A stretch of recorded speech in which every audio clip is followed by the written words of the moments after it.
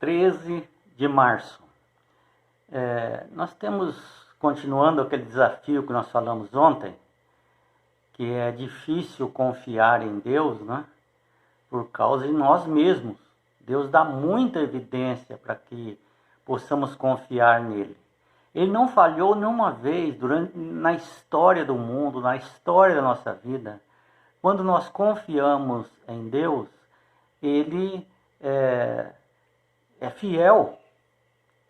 Ele é fiel, não há motivo nenhum para desconfiar. Então é muito difícil para o ser humano dar o seu problema nas mãos de Deus e ficar tranquilo.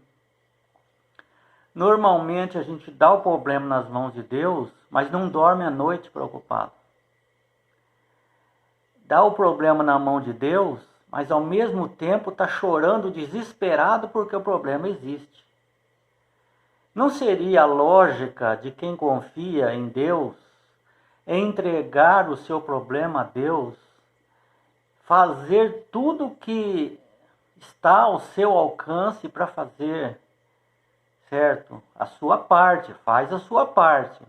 E ficar tranquilo, porque Deus está tomando conta, seja quando você está com um problema de doença incurável, um problema financeiro, um problema de relacionamentos, um problema familiar, enfim, não seria o momento que diz, eu confio em Deus, de você dizer, Deus proverá, né? Deus proverá a solução disso. Eu estou fazendo a minha parte, estou orando, não tenho raiva no meu coração, estou em contato com Deus. Se o Espírito Santo ainda não convenceu essa pessoa de resolver esse problema, de tomar um rumo diferente, quem sou eu com as minhas forças para mudar isso? Mas às vezes nós não queremos que a nossa família passe por dificuldades, por problemas, por sofrimentos. E nós ficamos, Senhor, resolva o problema rapidamente para que a minha família, estou dando o exemplo da família, né? Não passe por esse sofrimento. E aí, como Deus, às vezes, a resposta de Deus é uma resposta perfeita, é a melhor que deveria dar, não é o que nós queremos, mas é a melhor que precisa ser dada. Às vezes Deus decidiu que para resolver aquele problema há necessidade de sofrimento, há necessidade de bater a cabeça. Então aquela pessoa, vou dar o exemplo de uma pessoa que é drogado e que ele não quer tratamento, ele não quer saber de nada, ele quer saber de continuar com aquela vida. Aí a mãe fala, o pai fala, a igreja fala, a autoridade fala, todo mundo fala, ele não quer, a vida é minha, eu faço o que eu quero, deixa eu quieto e tal, e tal, e tal. E vamos dizer que a mãe ou o pai está orando, Senhor, ele está sofrendo e tal, e tira isso dele. Só que Deus não vai fazer uma coisa contra a nossa vontade. O pai e a mãe gostaria que fizesse contra a vontade, mas Deus não faz isso. Não faz. Ele vai tentar convencer a pessoa do pecado, da justiça e do juízo, das consequências. Aquilo vai ficar na cabeça dele, mas até isso ele pode rejeitar. Ele tem o direito de rejeitar. Então, às vezes a solução que Deus dá é o sofrimento. Por exemplo, a perda de bens, situação financeira difícil. São às vezes decisões erradas que as pessoas tomam. Foram aconselhadas a não tomarem aquelas decisões. O que mais que você pode fazer? Não posso fazer mais nada. Então você entrega nas mãos de Deus. Se a pessoa sofrer, se a pessoa perder os bens, se a pessoa perder o emprego, se a pessoa for presa, se a pessoa for morta, você já fez sua parte, você não podia fazer mais nada do que aquilo. A pessoa não quer mudar. Ela está batendo a cabeça, se machucando tudo, mas não quer mudar. Hoje é a história de Davi. A Bíblia relata a história de Davi. Deus tinha dado uma centena, mas dezenas de vitórias importantíssimas para Davi. Onde Davi ia, ele conseguia vitórias. Junto com a vitória, ele conseguia escravos, ele conseguia tesouros, ele conseguia habitações, ele conseguia cidades, ele conseguia armamentos. Tudo. Deus falou, eles são seus inimigos, não tem jeito. O único jeito de resolver o problema é atacar eles, porque senão eles vão atacar vocês. É matar eles, porque senão eles vão matar vocês. O Espírito Santo já agiu de tudo quanto é maneira, eles não querem. E eles vão atacar vocês, vão matar vocês. Vão lá e resolvam o problema, é o dia do juízo para eles. Então, quem são esses povos que estavam ali ainda em Canaã? Os filisteus, os moabitas, todos foram contra Israel e foram derrotados por Davi. Filisteus, moabitas, uma nação poderosíssima, que é o rei Zoba, Hadadezer, né? Riquíssimo, também foi. Os sírios, a Síria, Edom, Amon, Amaleque, todos o Senhor deu vitórias para Davi, aonde que ele ia. E veja, no capítulo 1 Crônicas 18:6 diz: Davi pôs guarnições na Síria de Damasco, e os sírios ficaram por servos de Davi. Então esses servos, o que eles faziam? Eles lavavam roupas, eles buscavam água, eles faziam um serviço pesado, cuidavam dos filhos deles, faziam alimentação, davam manutenção na casa, na propriedade. Então, ele pagavam tributos. Veja, ele lá vencia, ele trazia o que ele queria, ainda aquele povo todo mês pagava tributos para Davi. Todo mês, ou cada ano, ou cada semestre, né? E olha só interessante. E o Senhor dava vitórias a Davi por onde quer que ele ia. Mas veja aqui, eu estou lendo o capítulo 16. Olha o capítulo 21. Chega Davi e diz assim, 21:1. Então Satanás se levantou contra Israel, que estava sendo abençoado, né? E incitou Davi a levantar o censo de Israel. Pronto. Agora, Davi tinha que tomar uma decisão. Satanás conseguiu convencer, pelo orgulho, pela prepotência, a Davi, que era um homem consagradíssimo, mas ele cedeu à tentação de contar os seus homens, tanto de Jerusalém como de Judá, que no total tinha 1.500.000 soldados armados. Ele tinha. Mas Deus não queria que contasse, porque isso seria desconfiar de Deus e confiar na sua força. Onde ele ia, ele não mandava todos 1,5 milhão, ele mandava 200.000, 100.000, 30.000, 500.000. Ele não mandava tudo, sempre ficava, mas ele não sabia quanto tinha. Então Satanás incitou a Davi a desobedecer a Deus, a desconfiar de Deus.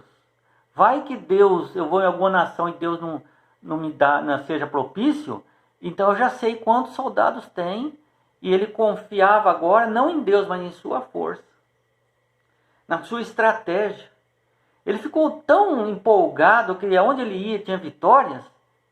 Isso que é importante, né, irmãos? É perigoso. Tudo que você fizer dá certo. Aí, Deus às vezes não permite, porque isso chega a você, você fica orgulhoso, prepotente. Você começa a confiar em você. Tudo que eu faço dá certo. Tudo que eu faço dá certo. Isso não é bom. Mas estava acontecendo com Davi. Tudo que ele fazia, Deus abençoava. Mas ele não soube lidar com isso. Satanás viu uma pontinha de orgulho nele e incitou a Davi a contar o povo. Mas Joabe, o seu capitão, um homem muito consagrado, disse: estimado rei, não faça isso.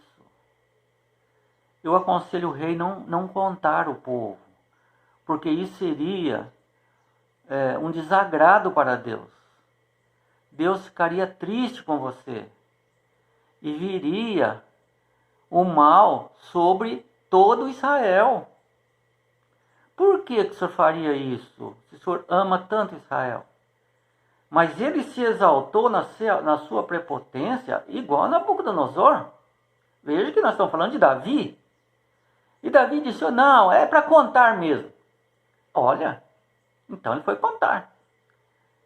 Ele contou Jerusalém, Judá, 1.500.000 e quase 1.600.000. Só que ele não contou a tribo de Levi nem de Benjamim, porque ele achou desaforo. Agora eu vou contar essas duas tribos que para Deus são tribos sagradas. Eu não vou contar isso aqui. Não contou, ele não falou para o rei, passou. Acabou de contar, falou para o rei: você tem esse número em Judá, esse tanto em Jerusalém. Acabou de falar, Deus manda uma mensagem para o profeta. Deus não fala com Davi. Deus fala com o profeta Gade. Profeta, vai lá e fala para Davi que ele muito me desagradou em não confiar em mim e confiar em suas forças, em suas estratégias. Não havia motivo para ele fazer isso, porque eu sempre dou a vitória para ele. Por que ele desconfiou de mim? Como Adão e Eva, né? Por que Adão e Eva desconfiou de Deus? Então, ele falou: por esse motivo, Gade levou essa notícia. Deus vai te dar 3 opções de castigo para você aprender. Primeiro, 3 anos de fome sobre Israel. Ou 3 meses de derrota à espada. Vai vir gente de tudo que é lugar e você não vai ganhar uma, mesmo com 1.550.000 soldados armados. Você não vai ganhar nenhuma durante 3 meses. Ou 3 dias que eu vou mandar o meu anjo da morte, o anjo com a espada que vai matar quantas pessoas ele vê na frente. 3 dias. O anjo vai ficar entre o céu e a terra. Você vai ver o anjo. Qual você escolhe? E aí Davi disse para Gade: diga a Deus que eu não quero cair nas mãos dos homens. Deixa eu cair nas mãos de Deus, porque Ele tem misericórdia. Mas como ele não escolheu nenhuma, Deus mesmo escolheu a terceira. E o anjo da morte começou a vir e a matar o povo.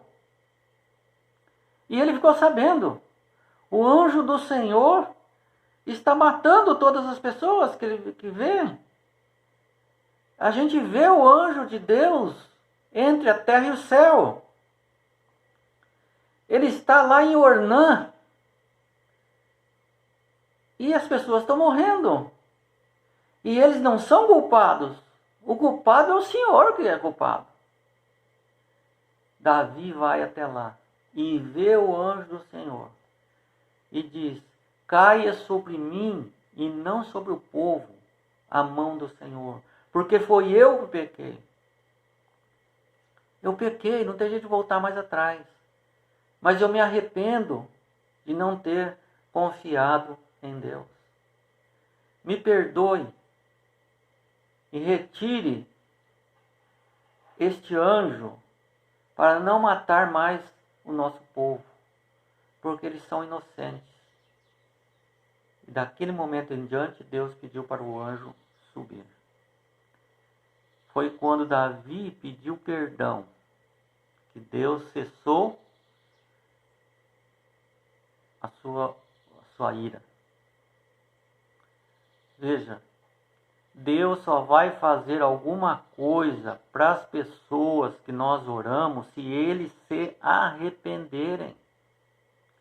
Deus dá bênção, eles não valorizam. Nós damos conselhos, Deus manda uma coisa, manda outra, manda isso, manda aquilo, abençoa, faz isso. A pessoa não quer reconhecer Deus. Ele acha que é ele que é o merecedor. Ele é um desobediente. Então ele vai ter que assumir as consequências. E veja que Davi pecou de novo depois com Batseba. E lá, então, a mão de Deus caiu sobre ele. Que ele pediu aqui, cai sobre mim, e caiu sobre ele. Porque o bebê morreu. E ele chorou. Chorou. Foi um dos momentos mais difíceis da vida dele. Mas morreu. Não sobreviveu. Isso não. O fruto desse pecado não vai prevalecer. O segundo filho, sim, que foi Salomão. Ele eu vou abençoar. Mas esse primeiro não. Por causa do seu pecado. Que Deus nos abençoe, irmãos. A não desconfiar. Ter o equilíbrio. Quando tudo vai bem, é um perigo. Porque nós temos o coração enganoso. E isso pode subir na nossa cabeça. E Satanás fala: é você que é o bom mesmo. E vem pessoas falar: nossa, que bom, você é inteligente, você é isso. Isso é um perigo. Fiquei sabendo por que o pastor Bulhon não cumprimenta ninguém depois do sermão. Você nunca vai ver o pastor Bulhon na porta de uma igreja ou em algum lugar recebendo os cumprimentos. E ele respondeu: por quê? Perguntaram para ele. Disse: para que eu não me exalte, porque aquilo foi para Deus. Eu não quero receber elogios. Eu não quero ser deificado. Eu quero que Deus seja levantado, Jesus seja levantado. Aquilo tem que ficar na mente do povo e não a minha pessoa. Que Deus nos abençoe para que tenhamos equilíbrio entre o reconhecimento de Deus, nossas atividades e a vontade de Deus.